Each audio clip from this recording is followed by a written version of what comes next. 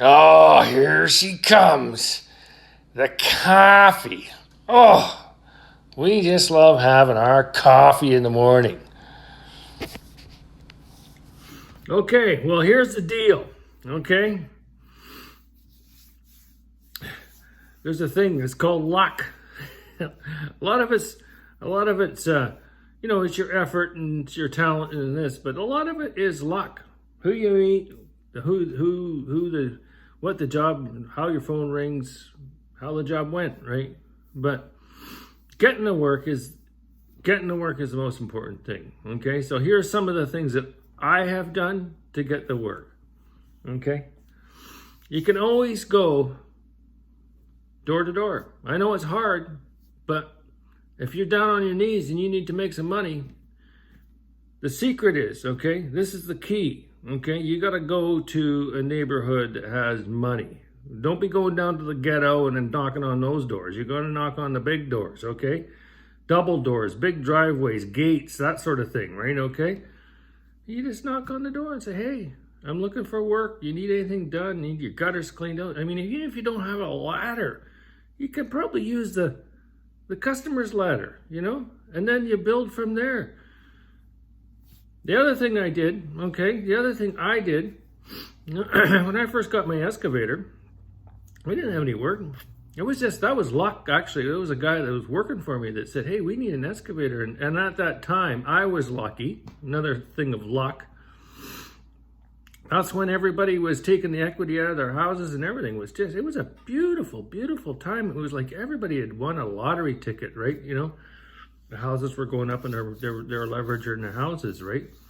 So I leveraged my house and I got, before that, it was the rakes and the shovels and all the things that you had around the house to make money. The biggest thing I had was a power washer or chainsaw or whatever, right? And we made money with it because I had a set of spurs, and I was always myself. I was always willing to risk my life to make the big money, but not everybody has that. So anyway, oh God, where was I at? Jesus, why do I keep doing that? Oh yeah, the excavator. Yeah, so I got this. I borrowed $100,000, and I bought a chipper, and I bought this excavator. The chipper was $10,000. The excavator was $15,000, and then I got a trailer to move the excavator around. That was $5,200 or something like that. And then I bought this old truck. Everybody says, oh, you need a fancy truck. You do not, okay? You just need something that's reliable. This truck I bought was a 1979 Ford Super Cab. It was on propane with a 429 in it, which had a big engine. And the guy was some sort of mechanic, and he totally rebuilt it, but like 7 years before. So it had, but it hooked up. It had lots of power. It was a neat looking truck, red and white. I did so much work. I finally wore it out, but anyway, so I went from the rakes and shovels to the little bit bigger jobs, but I didn't have any work. I didn't have any in the beginning. And I can tell you, as God is my witness, I would say I've made millions, actually. Not that you get to keep it, but you still make it. It's something to be proud of. And what I did is I went back that was back in the day when there was, we didn't even know about the internet, but it was probably there. But I went through every ad in the newspaper, like construction guys. I went and I talked to plumbing guys. I talked the paper and the yellow pages, right? And I finally get this guy, Dennis Coco, and he was a contractor. And you know what? I did a pile of work for this guy. But be careful, okay?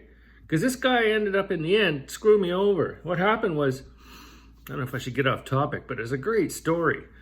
What happened was, just so you know, you got to be so careful with everything and everybody. But what happened with this guy was I was working for him and I couldn't use my machine, okay?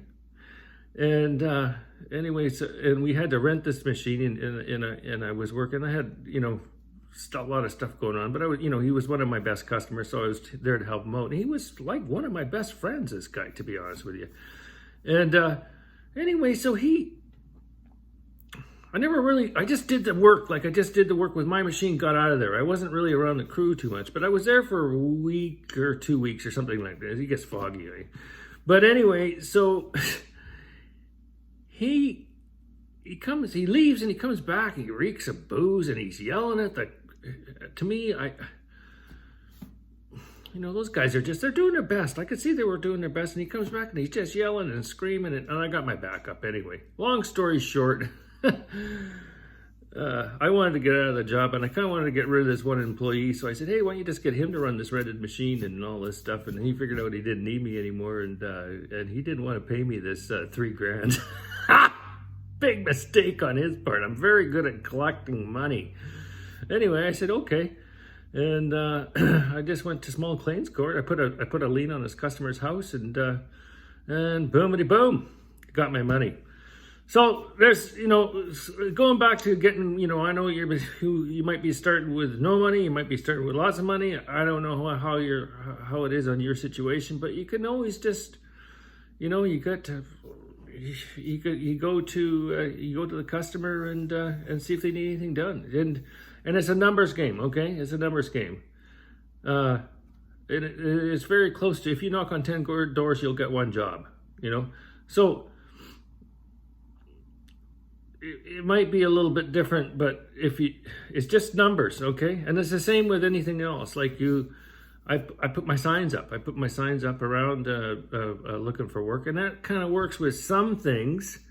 I don't know what you're going to be into doing, but that works with some things. My land clearing signs, that seems to the phone rings on that. But I put landscaper signs up, and I don't know if it's the wrong sign or you got to keep trying different things.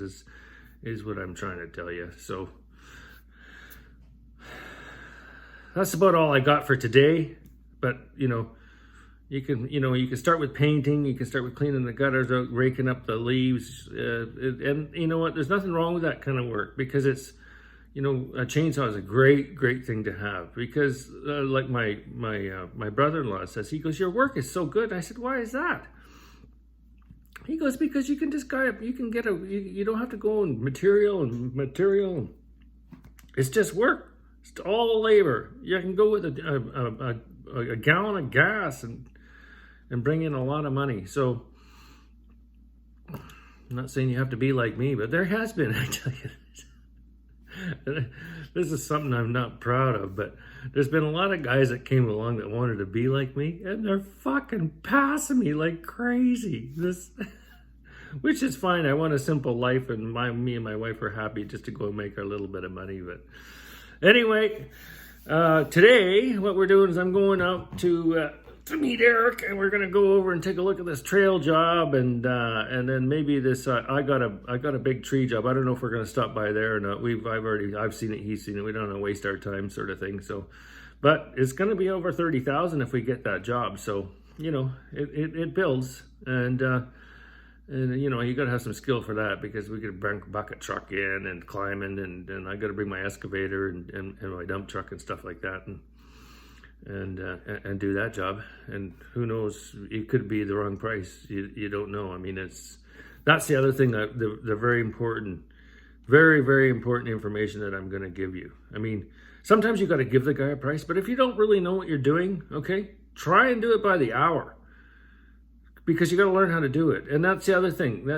To learn how to do stuff. I mean, not everybody's a homeowner or whatever, but myself, I was. And how I learned a lot of stuff is just doing it myself. Because if you want to show up the goddamn guy's house and you're looking at the 2x4, you don't really know how to put it together. So yeah, if that's the situation, you better hire yourself somebody that knows what they're doing. But that's the other thing. If the guy that's working for you knows that you don't know what you're doing, oh my God, he thinks he's got you by the balls, and that's not a good situation. So you got to hide the fact that you're using him for the talent. So that's my advice for today. I'm going down to look at a job. I'm going to do a little bit of milling in the middle of the day. And then at the end of the day, I'm taking my 5-ton down, and we're going to flip that boat over. So all kinds of things happening, and just so happy with the miracle of life that I've been gifted here. So keep up the good work. I'm real proud of you, and good luck with your endeavors. We're building up you know what I'm going to offer for this?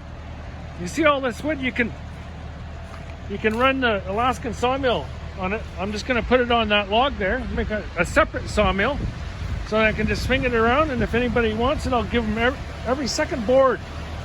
Every second board's yours. It's called 50/50. Yeah, so yeah, it was just kind of a cool thing. I didn't know what I was going to do with this stuff, and then I just climbed up on a pile there and dug her back, and we're going to start from square one here, but the pile is getting big, but the logs are running out too. I'm going to edge all that stuff with a skill saw. Look at, yeah. Oh, yeah. Yeah, all those ones over there. And all these ones over here.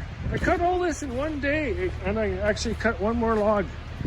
I had some stuff that needed to be worked on. I cut these big planks, and I had to saw them up into 4x4s. But so then all these logs are gone now. That one's probably too big to get on the mill. So I'm starting to stack the wood right here. So we're knocking her out. Yeehaw!